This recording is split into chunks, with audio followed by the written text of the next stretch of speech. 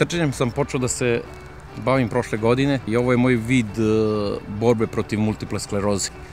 To je bolest koja je po medicini neizlečiva, a ja pokušavam na ovaj način da je pobedim. Trčanje je za mene ljubav. Ljudima koji se razmišljaju da li da dođu na Beogradski maraton ili ne, poručio bih da se ne razmišljaju puno jer život voli odlučne ljude. Moj moto je da borba nema alternativu. Mene ta borba vodi do konačnog cilja. Da li je to izlečenje od multiple skleroze ili cilj na Beogradskom maratonu, i ja bih svim ljudima poručio da se bore. Posle prošlogodišnjeg Beogradskog polumaratona, svi ostali polumaratoni su mi bili trening za ono glavno, za moj glavni cilj, a to je Beogradski maraton pun, 42 km i 195 metara.